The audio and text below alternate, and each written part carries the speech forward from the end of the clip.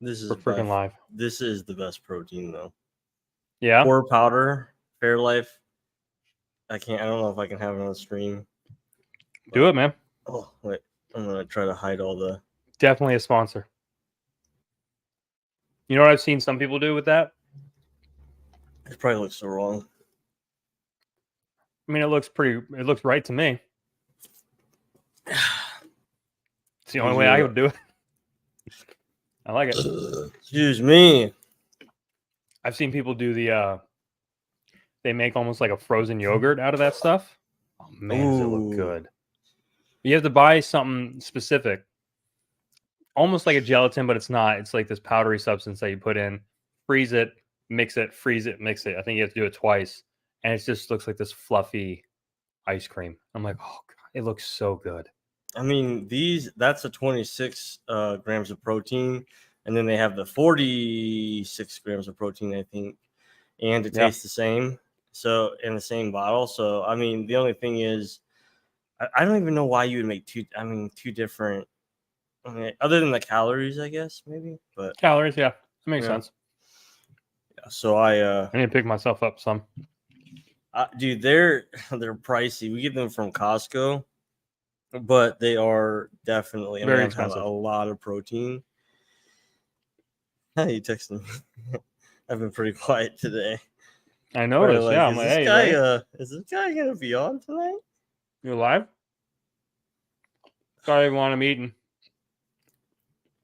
It's okay. Yeah, every zero. Did you post in Discord for Ziggy? No. Hold on. Because he's probably playing some video game. I'm done. All right, fine. Let me post in Discord.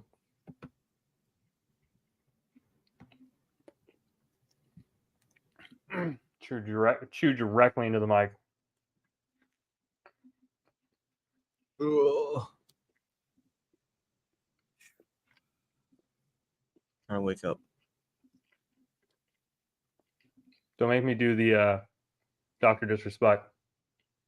What's the why do I not love this? Dr. Disrespect is wake up. Oh. However he says it. He's good at it. That's why he makes millions of dollars and I'm not. All right. Announcements. I'm about to sneeze. I mean, it's worth announcing before it happens. Well, I mean, don't want to be surprised. Don't want to be surprised. This is great content. I'm trying to look for controversial tweets. I mean, you shouldn't have to look very far. I mean, it was like the first one, but I'm not going to go over that. Well, which one? Which one? I want to know. It's not really. I wouldn't even say. John, I mean, there's the whole controversy. It's controversial. Well, there's the controversy between I don't know if you've heard, between Isom, like the Rippaverse, and I'm so out of the loop of that stuff, dude. Okay, so get this. A Christian. Gosh, hold on. Your mic went nuts. Hello. Okay, you're fine, I guess. Mine it went nuts. Go ahead, continue. It went back nut. to normal. Yeah.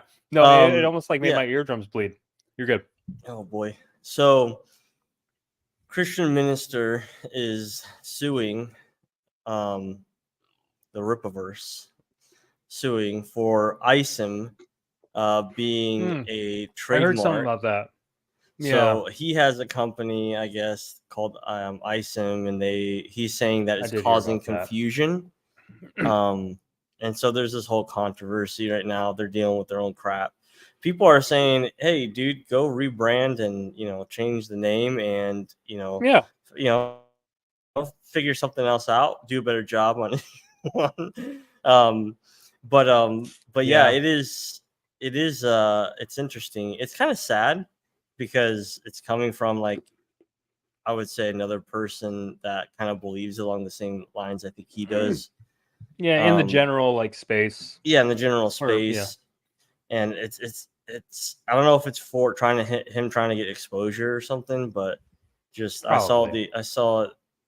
You know, for me nowadays, dude, my family had this whole discussion about what's happening in Israel and with Hamas and all this. And I was trying to work. I was in a meeting with a homeowner, and trying to work. Well, like over a group chat kind of deal. yes, and my phone is vibrating so much There he is. in my and I'm literally like, what is happening? I open up my phone, I have like 98 text messages. And the first thing I see, because it starts at the top, is like what the topic was like, what do you guys feel about, you know, what's happening in Israel? And I automatically hit the button that goes to the end and shut my phone. Because I'm to the point, and I used to be super political. I used to be like, I just Same. Unless like I feel like I can do something about it. Like I have my opinions 100%. Like, and I love debating. I hold Me too, very strong, you know, opinions on these things. But I just with my family, it's not really that much fun. It's kind of like, you guys are all just gonna fight, and I don't really care. I know your family. Yeah, and it's like, I don't know. I just didn't want to get involved in it. I was like, I don't have time. I don't have the energy right now to get involved in this. That's something that we've talked about previously. Is this like, I have a family, I have a day job, I have this, I got too much crap to worry. I don't have energy to add to something else. I just don't. So I don't care. Have your infighting and your nuts. I mean, it's a pretty big topic, so like it's not like saying it's not worth the attention, but I'm just saying when it comes to controversy or anything, I don't care. Leave me out of it. I'm not interested. Yeah, it was so funny. I was like, just like I'm trying to work, and you know what's sad is one of the people in the I'm trying to fire Anthony. Works with me. Hey, we'll cut that. You're not supposed to throwing out names, man. We can totally cut that. Yeah. No one's here. Wrong chat. But yeah, goodness, and I didn't even know. You like sent like 2 texts. I'm like, oh my gosh, because you guys, I text my boss. We have like a manager group chat, and then you guys, and I hadn't texted them yet in the day. Like, and you guys were like the last people I texted yesterday, apparently. And my brain, it's 2 people in the manager chat and 2 people in our chat, and and sometimes I read. I'm dyslexic. I read them, and I just I do it too. Crap. Yeah, it's just funny though when you do it to us. You guys know my work life too much. We know a lot more than we should, for sure. Which, by the way, that's coming to fruition. So, well, then maybe I don't need to leave it. We'll see. Yeah. Okay. Well, that was interesting. That was entertaining. Hey, Ziggy. Welcome. What He's here. He's here after I posted in the Discord. So it is true. That's the only way. That's the only way to summon him. It's like a Yu-Gi-Oh. Yeah. The black Ziggy soldier. Yeah. Bring out the Ziggy. Bring out. I summon you. The yeah, he's probably playing a video game, not even watching, but it's okay. We understand. That's fine. I appreciate it. Yeah, thanks for being here. Okay. That's what that means. I don't want to. I mean, I'm showing it. That could have been the first one. I'm showing it again. Anyway, were you about to say something? No. It's all you. Take the reins and make it rain. All right. So, no more backers on my campaign. Still doing really good. Even though I've been pretty much out there like crazy and getting a lot of really solid advice, and you know how it goes. I'm not laughing at you. I'm laughing with you. It is fine. It's like, okay. What else can you do, man? Yeah. I mean, if he's watching, that's fine. But it did. I'm sorry. It made me laugh. The name doesn't make sense. That could be go over that real quick. Well, I'm not trying to call anyone out. I'm not going to say his name. I asked for no, not at all. I'm not too proud to beg. not necessarily beg for like backers, but just like, hey, Twitterverse, what am I doing? You know what I mean? Like, hey, do anyone want to look at the campaign? You want to give me any hints or tips as a consumer? Help me. Let me know what you think. So I went to a couple groups that I'm a part of, and one, they had a couple good ideas. Most, to be completely fair, and I don't, I wasn't trying to like argue with them, because when you go to ask for advice and then you just argue about the advice, there's no point asking for the advice. But there was a couple things where they were like, "Have you done this?" I'm like, "Yeah."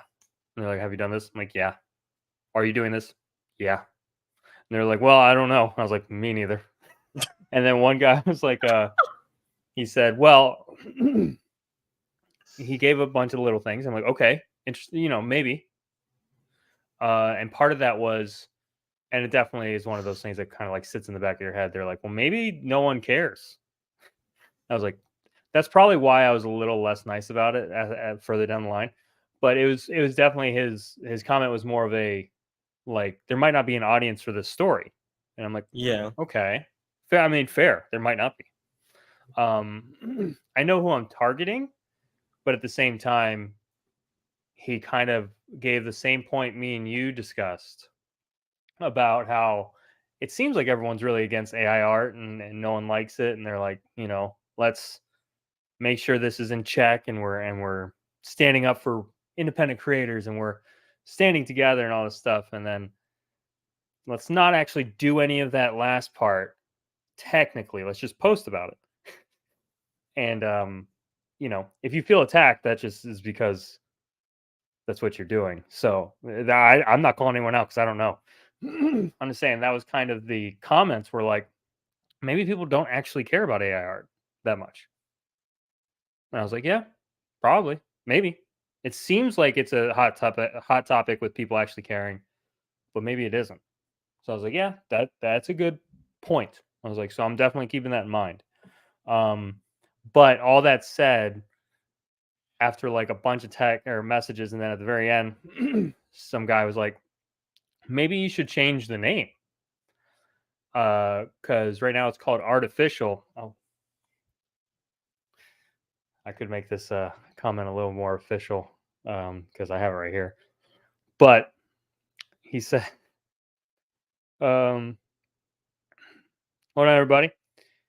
The final critique is honestly, the name Artificial isn't that great of a description for the comic. Maybe it's good for SEO, but just hearing the word artificial, it can be about anything. Artificial sweetener. And it doesn't describe what the book is about at all or stand out. It's a bit of a bland, vague name for a comic about Vincent van Gogh teaming up with Cassatt and Da Vinci battling robots.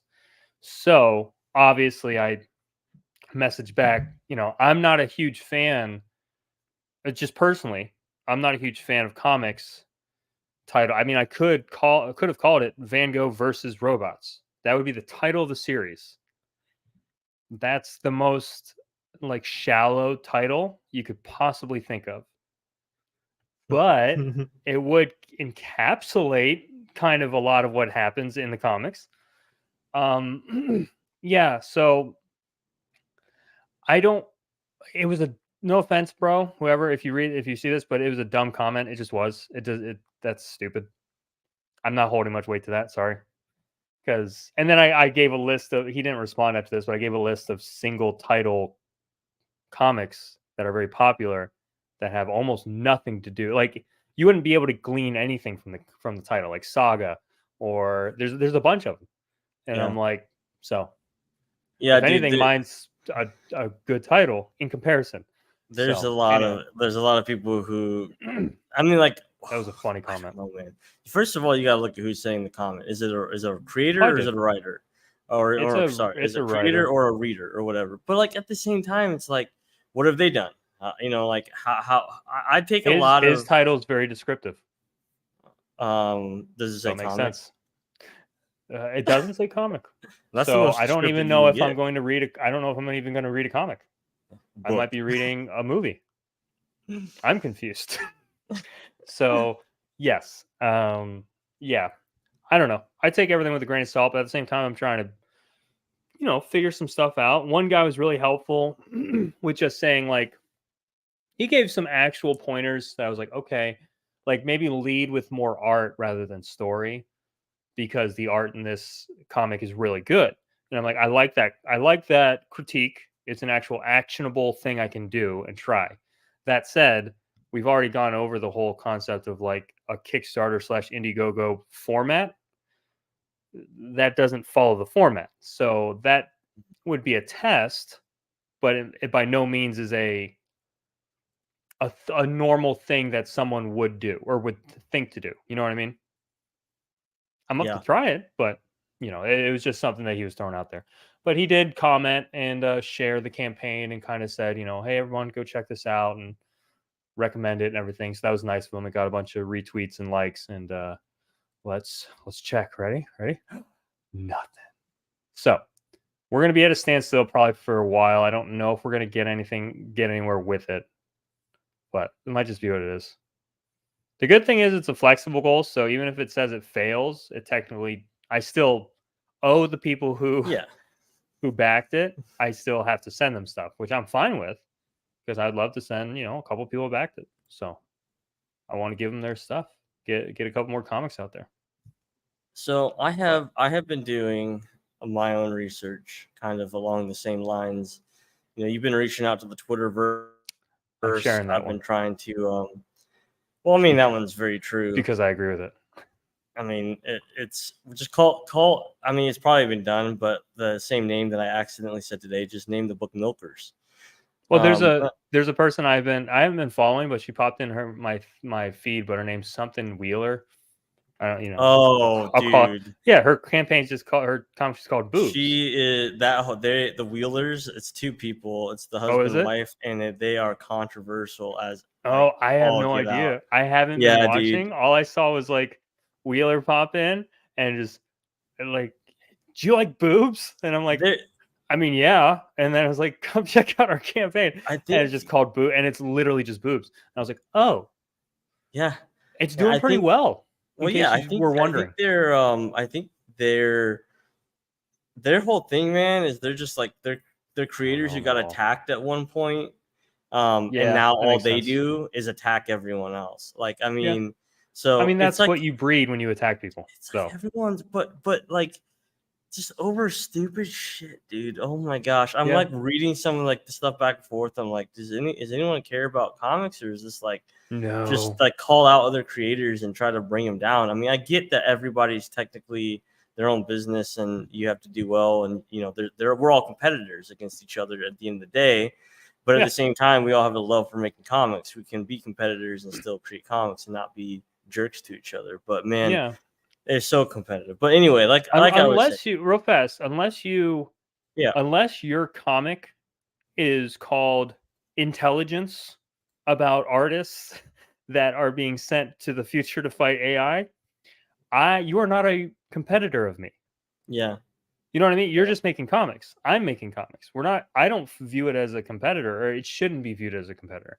That's why I think that's part of it as well. Is unfortunately a lot of the things, the only contact we have right now is with creators.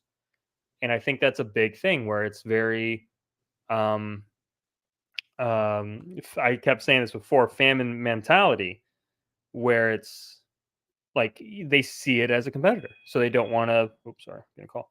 So they don't want to like share or interact as much because like, okay, well, that'll take away from mine. And the another issue I have with that is, once again, not calling anyone out. If you think it applies to you, that just means it does because you do this. But it also lends itself to the idea that there's a lot of indie creators out there who are like, share indie campaigns, back indie campaigns, support indie campaigns. And I've been making sure I share and comment and repost all of those. I haven't gotten any love back, not a single one from them.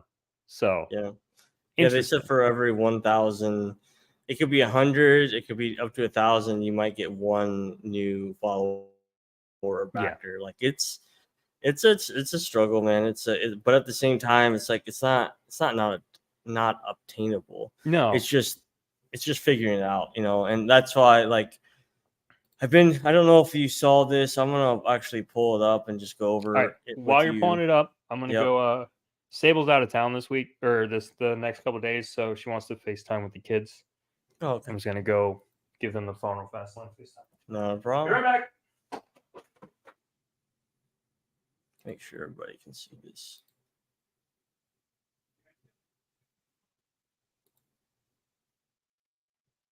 Kickstarter tips. So since he's out, I'm just gonna take over this. So he can come back in and listen in and ask questions. But so this is by Travis Gibb. He's a pretty well known writer in the indie comic space. Has a published book with Scout Comics, I believe, right now, called oh goodness, I can't remember. Granite some punk or something like that. I can't remember. Anyway, my bad. But he has some good tips for like Kickstarter tips. So I wanted to kind of go I read through this actually with you.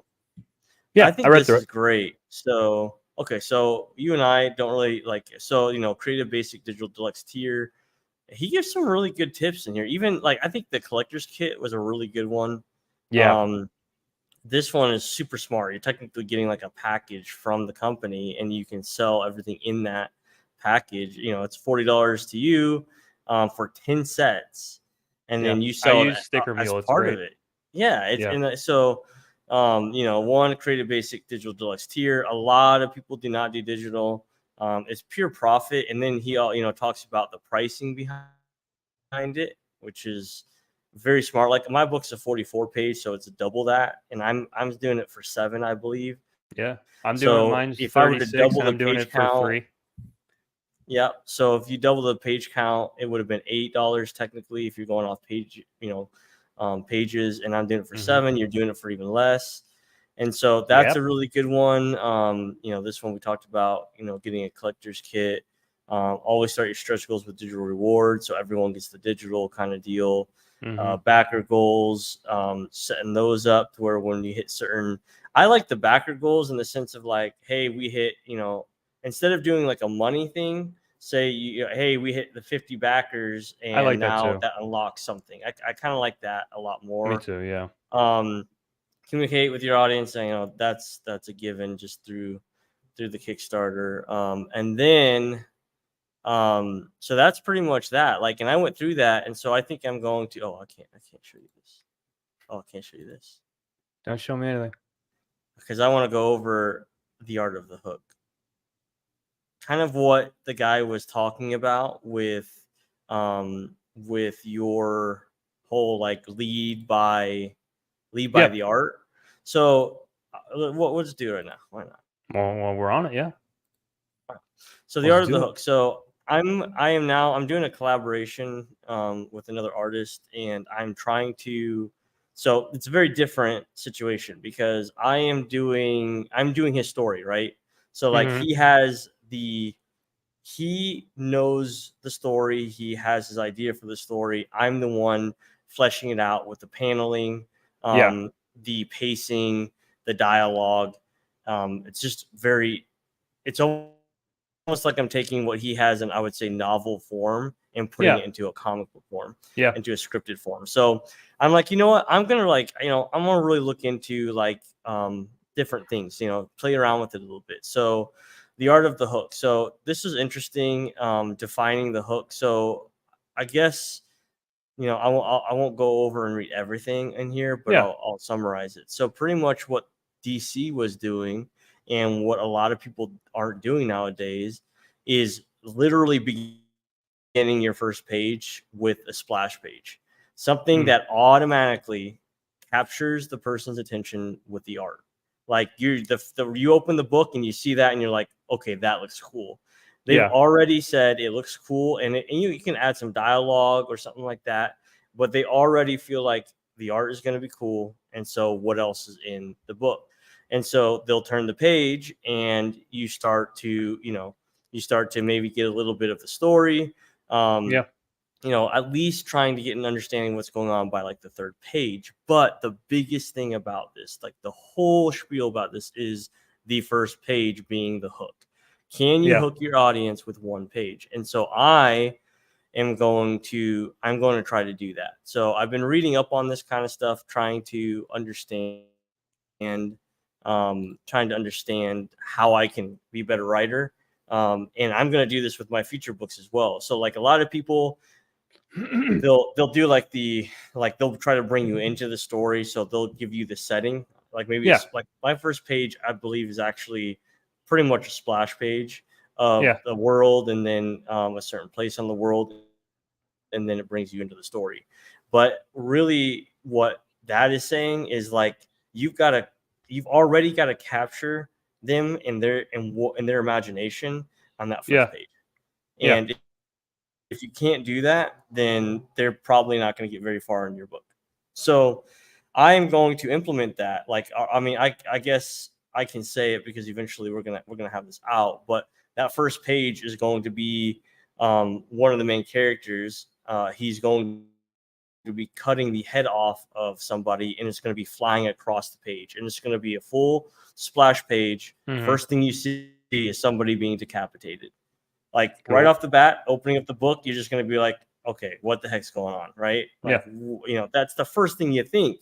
So that's kind of the route I'm trying to take with it, and hopefully from there we'll see where it goes. But I think that, like that guy was saying, lead with the art. Maybe that's something where you do lead, and your story is much more led with art than dialogue. I mean, the like, first issue lead with that right away. Yeah. Which is another reason why I didn't want to cut you off or anything, but I saw No, something you're good. similar, and I take a slightly nuanced approach to that, to where I view the first issue, and so correct me if I'm wrong. Based, I mean, obviously I'm not DC, but I view the first issue as, unless there is something extremely interesting to where you end up doing a Tarantino of like showing Van Gogh fighting, and then the next page is him just sipping coffee at a cafe. So unless you do the Tarantino effect of that, which isn't necessarily a bad thing, I view the first issue needs to set the scene as best as possible, and then obviously you advertise it well enough to where before they open the book, they see the art. They know they're going to be a battle scene and a fight scene. That's the benefit of Kickstarter and Indiegogo. Now, if you have never seen the book and you have no reference from Kickstarter or Indiegogo, and you just pick it up at a store and you open the first page, I could see that being the main issue, which is probably why DC does that, because you don't have any other connections to DC or Marvel or the big five that that preview pieces of the book. You know what I'm saying? Yeah. Like mine, you Yeah. go to the Kickstarter or the Indiegogo and you see kind of splash pages shown off. You know what I mean? So that is your hook. Those are your hooks. Then when you actually get to the book, you end up seeing the sequential story played out. But that said, I don't disagree with it. I just feel like, I don't know if it said all this in that article, but I feel like maybe there's a time and a place, because our issue 2 is going to start with that idea of a splash page, because the setting's already been established. So now we're kind of keeping your interest in the beginning. While also setting the thing, because like I don't want to go. I don't have a sketch for it, but if anyone's familiar with the, I think it's Greetings from San Francisco. It's this big mural in San Francisco, which is technically where Artificial takes place in the future. So it's this really cool looking mural on the side of a building. So that's where the issue 2 is going to set.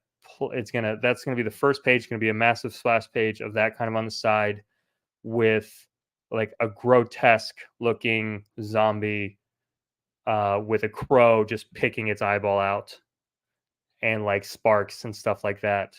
And so it sets that a little bit of a scene of some gruesomeness, and then there's going to be a screaming that you follow to the next page, and then you follow that to the next page, and then that's where they're on the building. So it kind of just takes for 2 or 3 pages of some gruesome action, scene setting still, but being more captivating splash page. So yeah, I definitely ascribe to that. I think it's a good thing for sure. I would just say I don't know if artificial. I would say I don't know if artificial lends itself to that per se. Except I'm saying like issue 1, issue Yeah. 2, and onward. I'm planning on it for sure. That's kind of going to be the hook for each issue. I But I I don't know what your opinion is of unknowingly that. I unknowingly did it in wingless. Like I didn't even know Yeah, about I that was going kind to of say deal. that's perfect in wingless. But you actually, I guess from reading comics, it's subconsciously that's just you're so used to seeing that. That's just what you do. So Yeah, I've never showed this before, but I mean, this is going to be coming out eventually. But I'll yeah, show the first page, which is gonna have it's gonna have a bit of dialogue on it to walk you through it walks you into the story. yeah, So I'll show it now. Do. So it is right here. So this is gonna have dialogue starting from the top here and kind of filtering down through. This isn't colored, of course. We still have to color it, but yeah, you can see these birds in the background.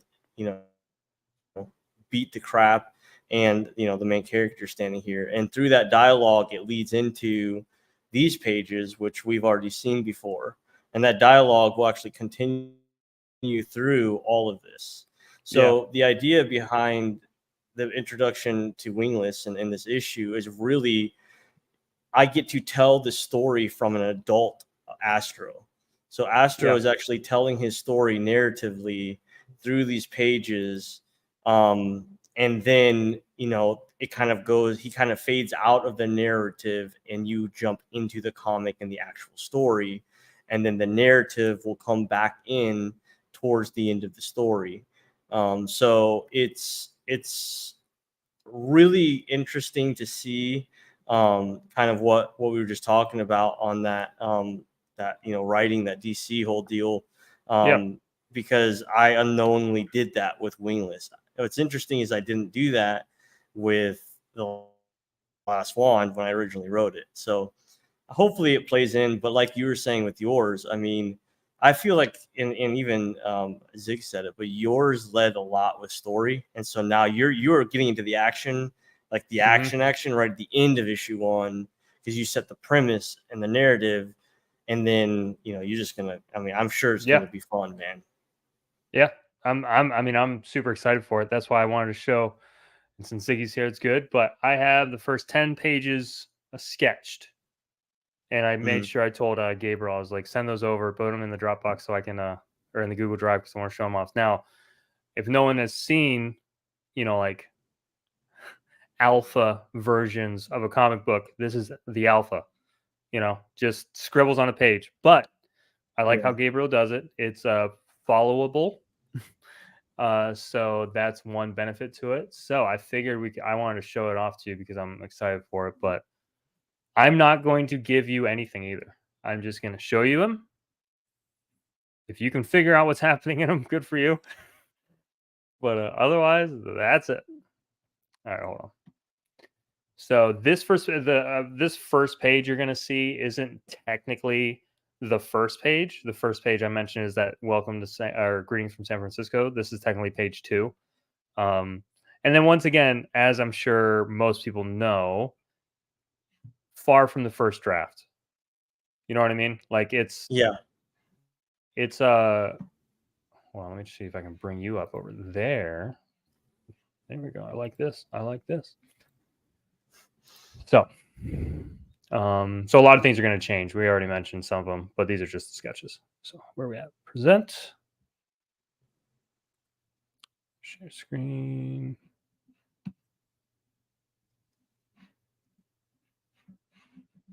Sorry, it's taking me a while.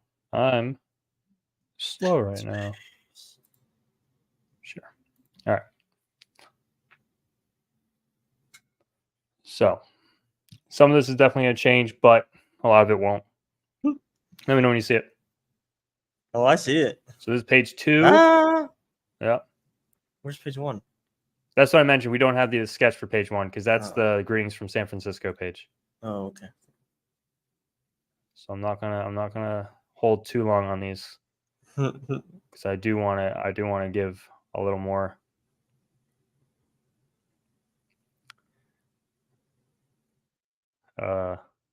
whatever.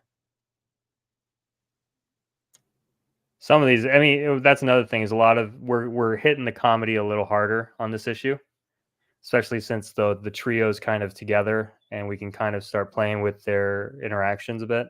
Yeah, their characters and personalities. Yeah. So I'm really looking forward to that. This page is going to be fairly different, but this is definitely the gist. This is the gist. I'm going to change a couple things, but I'm looking forward to it. I think it's going to be funny. I cannot wait for this page. I love the layout, man. I think this page is going to be really fun to look at. Is that cheese? No. I'll give you a little bit of a hint. It's the equivalent of like a Halo 3 bubble shield. Oh, okay. All right. Yeah. Because he just did the more like circular, but I told him to make it a little more hexagonal. Once we actually get it going, it starts filling. I love the layouts, man. Yeah, I'm really looking forward to this one. So that one. This one I can't wait for. This is another one of those ones where I told you we're kind of going to be pushing it a bit. Like just playing, having more fun. Like this right here is going to be Marie Cassatt finally introducing herself, finally having breathing room to introduce herself to Vincent, in which case it's going to come off very like Sailor Moon, like that anime version of just like, you know, shiny stars and just like, from Vincent's point of view. So it's going to be a slightly different art style and everything that Gabriel's going to mess with. So I'm looking forward to that. That's it. First 11 pages. Nice. So I'm super pumped. I cannot wait. I'm supposed to have another now, meeting. How long is this run? Issue 2? How many pages? Oh, how many pages? The same. 36. Nice. Yep. So I'm kind of getting in that sweet spot of I found it to where I tell the story as complete as possible between 30 and 36 pages. That's what I've noticed. Same with Sundown, like the first chapter, I think it was 32 pages. So I'm enjoying that. That I feel like is a sweet spot for me. But anyway, I'm super pumped for that. Hopefully we're gonna have the whole thing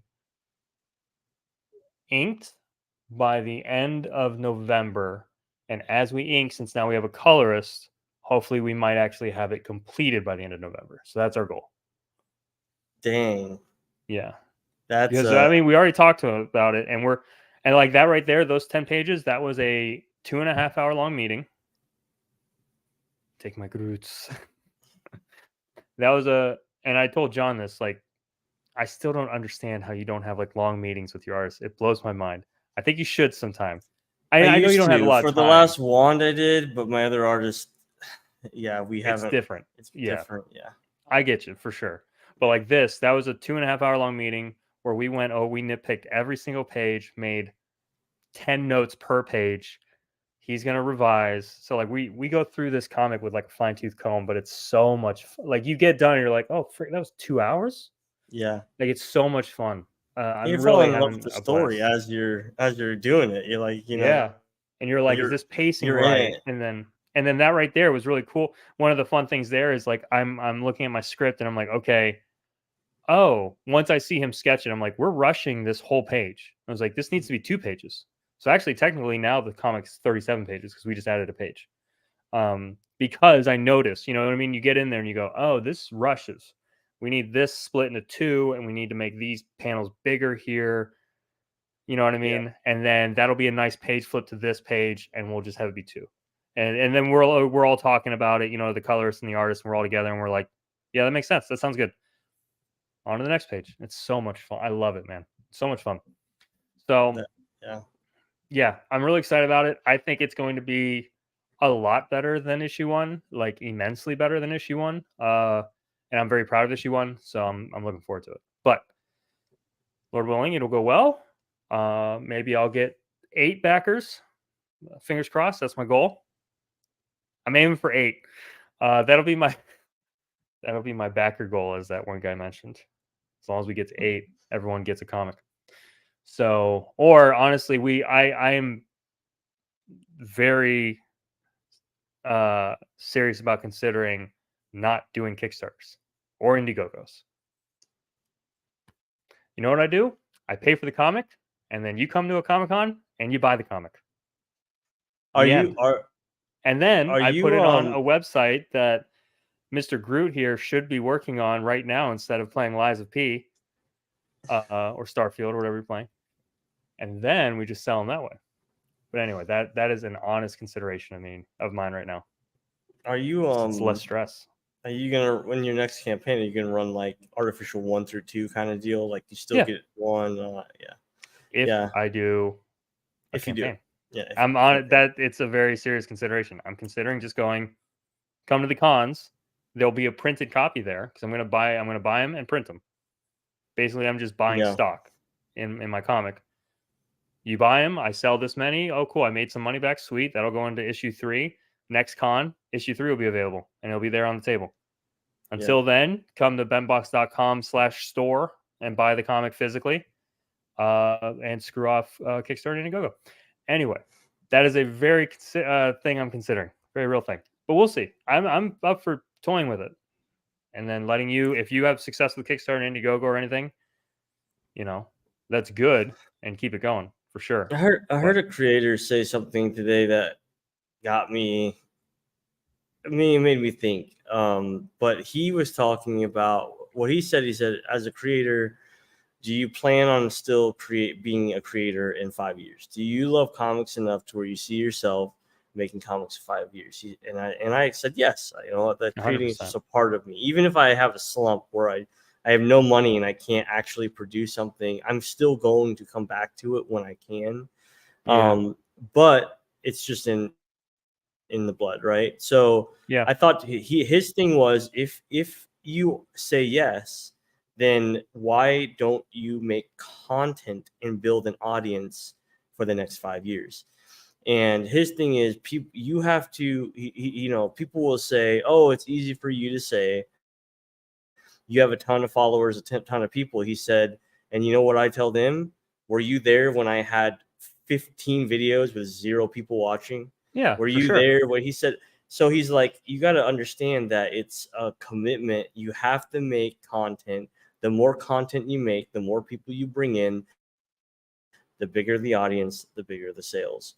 And he was like, so put together a game plan to make content that people want to watch, that has to do with the industry, and just go for it, whatever that looks like. If it's a show, make a show out of it. If it's reviews, make a reviews. If it's everything in one, do it. I've actually had I had a thought. I didn't see that, but I had a thought about that, to where, to be fair, we both have 9-to-5 jobs and so many responsibilities outside of our jobs that content creation will literally just bleed into whatever minute amount of free time we have left, which is almost 0. Yeah. You know what I mean? That, just to be fair. Yeah. I have seen people that, I don't know this guy, but I've seen people who are like, as long as all this is on the table and we all understand. I've seen people who are like, don't have families or wives or anything. He's just a guy out of college. And he goes, make content, dude, all day, every day. It's like, bro, that's not something I can do. Sorry. I was like, I would like to, trust me. That sounds actually like a lot of fun. I just don't have time to do that. I have just enough time to like spam my personality out into Twitter and Instagram. If you've seen, I'm active on there all day, to the point where I have a headache at the end of the day. But that's my version of content right now, just because it's slightly easier, takes a little less time to commit to. That said, I have had that thought where I was like, we definitely need to figure out a way to get more content going. Well, let me read. I feel like it'd be easier to make comics work if you already have a following from something else. Obviously, the problem is visibility, not anything related to the books or campaigns. A lot of times, yeah. Because once again, that was to Ziggy's point. Another recommendation I had was, or another advice that was given to me was, why don't you just follow this guy? And his campaign was very successful, so just look at this. He's got 250,000 followers on YouTube. He's a very popular guy who's been making comics for a while. I don't know how he is able to come up with so many backers. Really odd. And I'm Yeah. like, I'm sorry. It's one of those things like you don't think I don't think about these things or don't, and look into them or have half a brain to like Hmm. at least connect some dots of like, A happened. How did A happen? Oh, A and B are happening at the same time. Makes sense. Now I Yeah. understand. I personally can't get A and B going just because we have 17 followers, but it definitely is a growth thing and it's a commitment thing. Like you said, I'm planning on being here for 5 years for sure. Longer. Yeah. Technically, artificial is going to take probably 5 years to complete, so I'll be here for 5 years at least. But The guy who said it, he he said it from the standpoint of I have two children. One's a toddler, one's a newborn. I'm a father. yeah, I have a family, and I can still do this, so you can too. And that's kind of where he comes from. He did recently switch from a 9 to 5 to making it his comics full time, but he was still doing yeah, it when he was making a 9 to 5. But I will say one thing about like I probably have more time than I think to be able to do that kind of stuff. But like for him in his situation, he has a wife that is very, very good with taking care of the kids and giving him that time because that's she very helpful. believed in him and believed in his success would come through her helping him succeed. Right. I could see That's that how in the way he husbands and talks about wives work or relationships. should. And so he's been able to kind of get where he's at, That's somewhat great. because of that, because he didn't always have two kids and a wife. He did build a bit of following before that. So, but yeah, I it is mean, a commitment. And what does that mean for us? Is that something like we haven't talked about it, but does that mean that you and I get together and um we do one every video a week? every every Saturday, how about we get together and hang out for Sounds 2 hours and then edit that familiar. video? And I don't think anything will go wrong there. But the one thing I do like about that is you would be only talking about one industry. Um Yeah, but and it so will your topics definitely would it will need be it would need yeah. a similar amount of effort put in. It just if Oh, we're gonna do it right, it's one of those 100%. things where Oh, I agree. it's one of Yeah. those things where we go from you know no one's watching other than Ziggy, and he's our producer. Was so no one knows we had a podcast, so like and then that kind of took a back seat because it just takes so much time, energy, and effort. And to be completely honest, I had so much fun doing it. I'm relieved we're not doing it anymore just because it took so much time and energy, Yeah. a lot of time. So like I But we agree. were doing hour plus long, Yeah, stuff. And these guys, their content is 8 to 10 minutes. true. Like Yeah, that's true. so it's much smaller, much more chewable than Yeah, we were trying to do, which was large form, large scale format or whatever. I don't know. I've been trying to think about how it would work, but I don't know. I'm trying to think of ways that I can put out content regularly that is manageable, and that's where I'm at yeah. currently. I was thinking of a similar, but all that said, I was thinking of a similar idea of like, okay, how do I make content? What would it be even about? And I was thinking because I had a podcast I did Monday, which went pretty well, but once again, it's not going to be edited and posted until like the 30th. And it's like, well, I have 2 days for the campaign, so we'll see if I get a bump. Yeah, Who knows? You know what I usually mean? the end We'll of the see. campaign you do. Yeah. So we'll see what happens.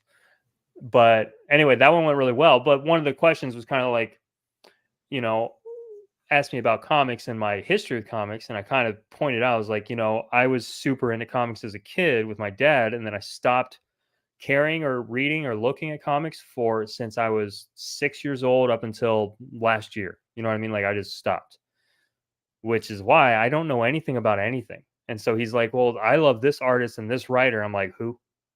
I was like, it's not that I'm trying to be like a poser, like I'm making comics and I don't know anything, but Hmm. that is kind of what it is. I've been out of it. I don't know anything.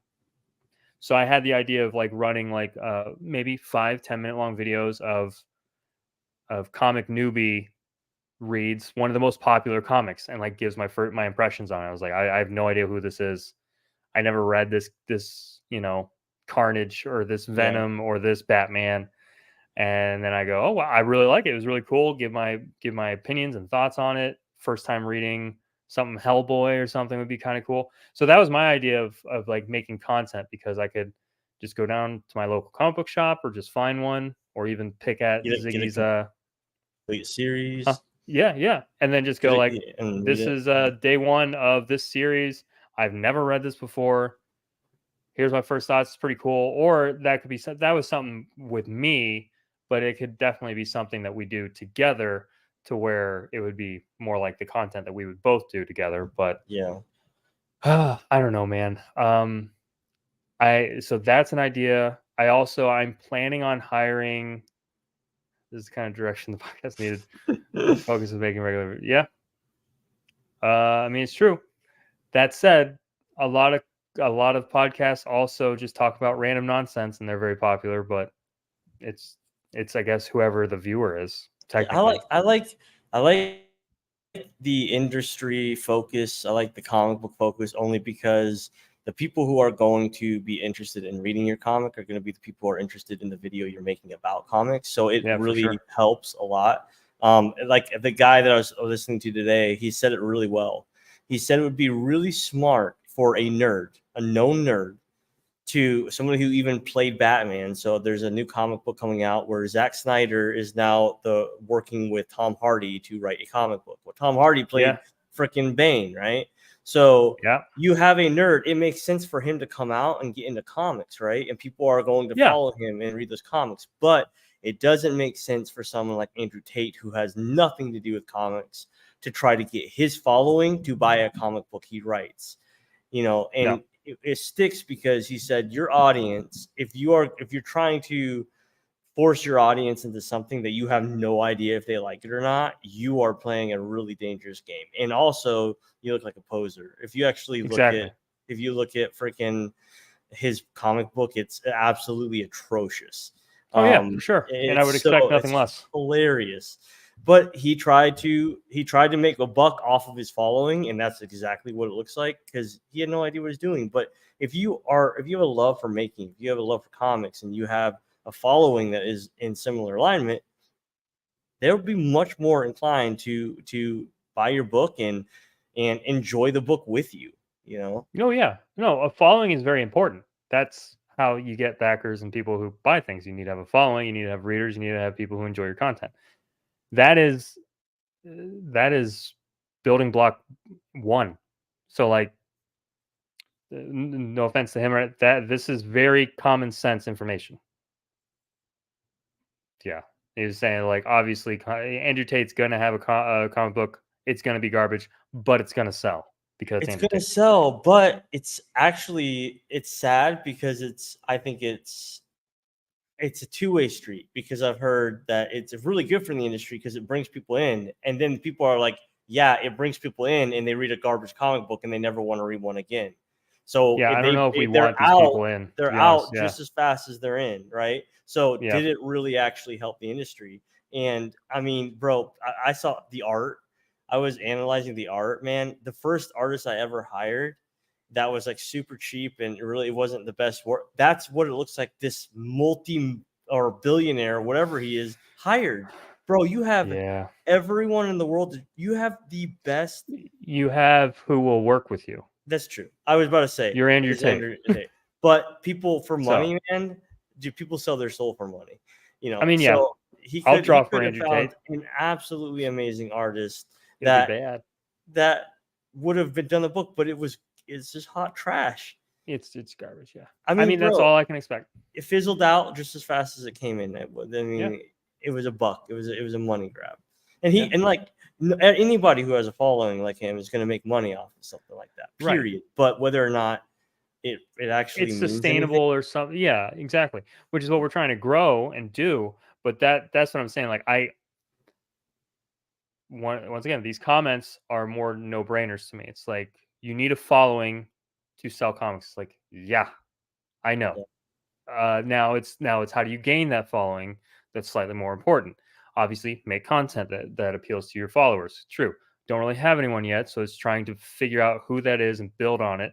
So like we're like that's almost more for someone with like 1,000 or 1,500 followers who's like they have their foot in the door and now they're trying to figure out how to grow it.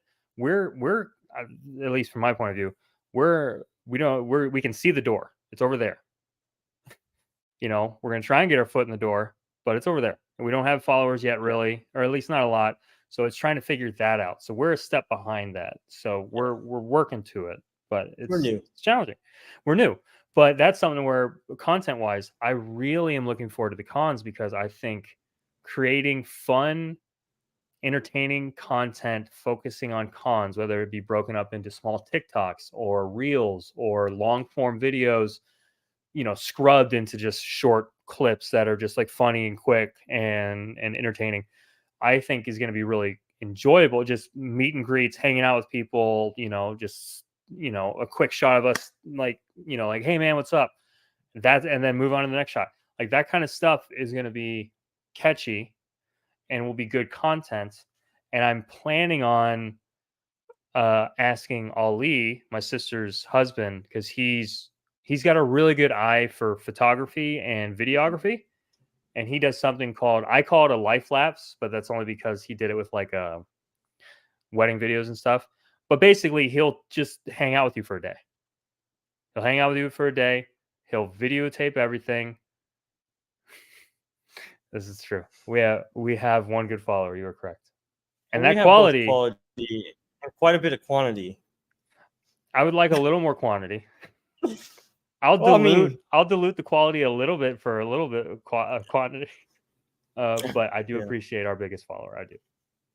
Hey, you've always been there. Call him that. I didn't. I'm sorry. Anyway, he does this thing where he just follows you for the day, taking pictures. He'll hang out over there on this booth and just be taking pictures. He'll set up GoPros and then he edits it all together with like royalty free music in the background. I'll show you some of his videos he's done. It pisses me off that he doesn't do it full time. He just works as like an accountant. I was like, this is really good. I was like, you should do this. Yeah. I've seen his stuff. I've seen a lot of his stuff. I think he's very talented. He's very talented. I want to ask him to come to like one of the local ones, maybe Fort Lauderdale or just the Fort Myers one. Yeah. And do one day with us and do the video and then we'll post it and stuff. So like I have a lot of plans for content coming up when it comes to the cons, but that's just because we have a day where we can literally just do content. We can talk to people, we can promote, we can, it's in an environment that's suitable for content. So like I have plans. So we'll figure that out. Game plan is coming. And right now I just don't really have time or much to do content wise. So I was thinking, I've been thinking about everything. I'm like, do I do reviews? Like you just kind of said, do you do, like mainstream reviews are much easier because you don't know the people you aren't in that space. Indies a little bit harder because if you get an indie book and you don't like it and you think it's garbage, it's going to be very hard for you to people just. There's a difference between constructive criticism and criticism. You're going to have to give constructive criticism, but at the same time, people do not take constructive criticism very well. So it kind of puts you in the hot seat, but you can gain a following from readers if your take on comics and what you believe is a good story is good content, right? So you say something's garbage and they believe you and nobody ever buys it, but you say something's awesome and it goes through the roof because people believe you, right? And then you can sell your book because you align with them, right? So I don't know. It's a very interesting street if you're gonna take it. Yeah, I don't know yet. We'll figure it out. We'll do some content where we can, and we'll try and. I mean, once again, these are all downloadable, and we can cut them and post them and clips and stuff. So that's one thing. I don't have a ton of time to do that kind of stuff. I wish I did. Clipped my unboxing. I haven't posted it yet, but there you go. Yeah, that'd be a good one. So yeah, we have some stuff. We even right now have some stuff we could turn into content. So Yeah. we'll see. Before we go, it's already an hour, but there's something I'm super excited about, and I saved it for the end. So here we go. We're about to be billionaires. Yeah, and you son of a. Me and Ben Gibbons, the very talented and amazing Ben Gibbons that we both know. He's been on the podcast a couple of times or once, and then I've had a lot of interaction with him and talks. We tend to call it. He calls me and I call him every couple of weeks, and we actually have like a phone call conversation, just pitching ideas and talking about the industry, which is really fun. To the point where I wish maybe we could have him on more often as like a third chair because he's enjoyable to talk to and he's got some good insight. He's over in the UK. So, did you see my tweet the other day about Indie Jam? Yes. Okay. I didn't understand it because I haven't been in the indie game space. So, what kind of? I had what I consider an amazing toilet thought. I'm on the toilet. And this is where it all begins. It's the best. But it's the best. It's never a shit idea. No. It's a great idea. But so I'm thinking about, because I think I'm following a couple of indie game designers and stuff like that. But to anyone who's unfamiliar, John and Ziggy and anyone else who watches this eventually, indie game space, they do something in multiple areas across the country all the time called game jams. Have you ever heard of that or any familiarity with that at all? Not. No. So what a game jam is artist. So like say, indie game developer, you have coder, artist, sound design, maybe a writer, probably isn't needed for a game jam to be completely honest. So about 3 people. And what you do is you rent out a space, you have everyone bring their equipment, and you team people up randomly. A lot of times randomly, sometimes if it's like, oh, your art style really caters to this guy's story or this guy's whatever, like expertise, maybe you guys should team up. And basically you spend 8 hours, it's like a day. It's called a game jam. So it's just like shove everyone in a room and you make a video game with random people. So and everyone, obviously you team people up. You have a writer and a blah blah blah, artist and a coder. So I had the idea. I was like, why is this not a thing for the indie comic community? I was like, this serves so well to be an indie comic thing. I was like, are there really no such thing? And I looked and I couldn't find anything. So I'm hopeful there aren't, because then we could start something. But I was like, are there really no such thing as indie comic jams? And I talked to Ben about it. He's over in the UK. He goes, no, that doesn't sound familiar to me at all. He goes, this sounds like an amazing idea. And so we actually have a full pitch written, thanks to Ben. He's going to go to Thought Bubble in the UK, which is a very popular indie comic only. Not indie comic only, but comic only. No anime, movies, MCU or anything like that. No, just comics. He apparently has a couple connections there because he's done a lot of press work with them. Yeah, like a hackathon. Yeah. Okay, yeah, similar. See, I feel like every space has a version of this. So hackathon, that makes sense. But basically, he says he's got a decent amount of connections. So he's putting together a pitch. And what it would be is every year we work with one con. Obviously, we can make it bigger if we wanted. But every year we work with one con, preferably a larger con. And we ask them, and I'm really hoping this goes well with Ben, because if it goes well with Ben, I think we can make it happen. We ask them to add to their website a section that includes an indie comics jam. And basically, it'll allow people to sign up for it. There will be a section of the con that is only for that. And what it is it'll be a sign up with cost. So you have to pay money to be involved. And we'll have a limited number of people. We'll have, maxed out at 5 writers, 5 inkers, 5 colorists, 5 letterers, something like that. You know what I mean? So you have 5 teams, maybe 6. 6 might be better.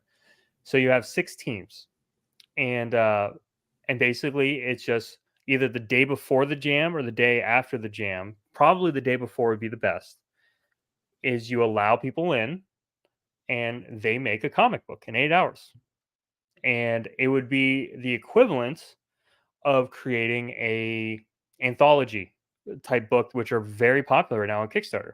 You have like a zombie anthology where it's like 7 writers come together with artists and they put all their stories together and they're all 3 pages, 5 pages long. And now you have this book. So I told him, I was like, well, yeah, let's do that. And I was like, because then we could also take it all, pay them a percentage of it, and then basically compile it into a yearly book. Yeah. So like he said, we call it the Comics Book Jam, or Comic Book Jam UK would be his. So CBJ UK. And then ours would be the CBJ US. And he would head that side, we would head this side. But he said he has enough connections here and there that if he gets it going there, he would then pass his connections on to us to where we could try and figure out something here. Anyway, that's as we were cool. talking, Yeah, I'm so excited about this potential idea. Yeah, it just sounds cool to me, and I'm like, I'm surprised it's not a thing. And then if it's something that presented by BentBox, I mean, yeah, that's just our company now. We make indie comics, so and this is technically our idea, and we're pitching it, so there's no reason for it not to be connected to us in which we benefit from it. Yeah. So yeah, I like it. I think the closest thing to that, you already said it, was anthology. People like jumping in to try to make something together, but there's something about a studio setting, like an actual everyone's together. Together. That's what I mean. Yeah, that's the difference. Is someone mentioned, like, well, you could have a remote comic book jam. I said, no, we're not. I was like, the whole point of this is it is at a con, because that's where all artists and writers and people, they're already congregating. So like, if you're not planning on going to New York Comic Con this year, you're probably not going to get involved with the game jam or the comic book jam. But if you are, then now you have an extra selection on your page. Would you like to be involved with the comic book jam this year? Yeah. And then next year we have it San Diego. The following year we have it at there's one in Texas. So like, I feel like it'd be freaking awesome.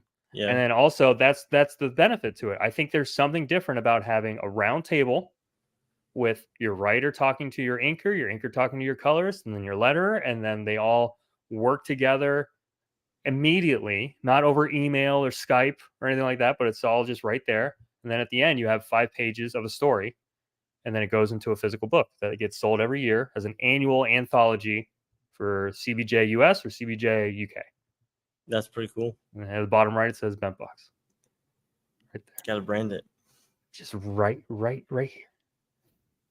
So anyway, I am very excited about this idea. And Ben, I'm pitching it to Ben, who we were already talking about having that idea about the indie box that he would sell. So we're already kind of like in the mode of being like entrepreneurial and like trying to figure out things we want to do. It's funny. I pitched this idea to him and he goes, this is it. This is the idea. He goes, I don't want to be coy, but I want to be involved with this. And I was like, okay, I'm fine with you being involved with it as long as it says BentBox on the front of it. I don't care. Help me, help you. So, so he's going to be working on it. That's a cool idea, man. I mean, you look at the old school days, that's how things were done. It was in a studio all together. It's just the age of Zoom and being able to FaceTime. That's what changed everything, being remote. But it would be cool to see it again. I would hope so. I would hope it would work. I think it would. I think it could work, and I think it could catch on. So that's what I'm hoping for. But we'll see. Because I'm already thinking, like I said, I have ADHD, I think, and I'm already kind of like running through. We're almost done. Almost done. She's bringing me food. He'll have tacos momentarily. Oh, teddy bear. Thank you. Thank you. Just. That does look good. Hand it to me on a silver platter. That sounds good. It's a good woman. It's not a sandwich, but it'll work. Well, come here. Come here. They show everybody Teddy, but he doesn't want to come up. Yeah, he'll just bark anyway. He just wants my food. And to pee all over the place. Love you, Teddy. Anyway, I wanted to share that idea with you and get your opinion on it. I like it. But I do. It's something we're considering. And it would be an investment, and it would be something we would head in the US. So me and you. Yeah, I want to see how it works out. see if he gets any traction out there, and let us know, and we can take it from there over here. Yeah, because I mean, you think about it with anthologies, it's normally like some kind of theme. So I already have like a list of themes for like 2024 anthology is whatever. Horror. No, not even like single phrases like underwater or alone or something like that. You know what I mean? Yeah. So like I Yeah. have a big list of them, and I'm like, this man, I really want to do this. And I mentioned, and here, real fast, let me pick your brain before we end.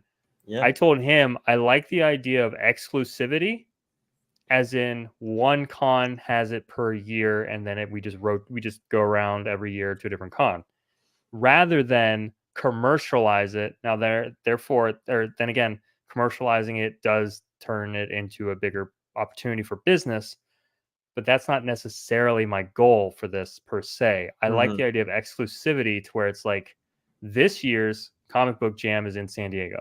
It's not in San Diego and New York and Tallahassee. This is this one. These stories will get put into the anthology that gets released this year.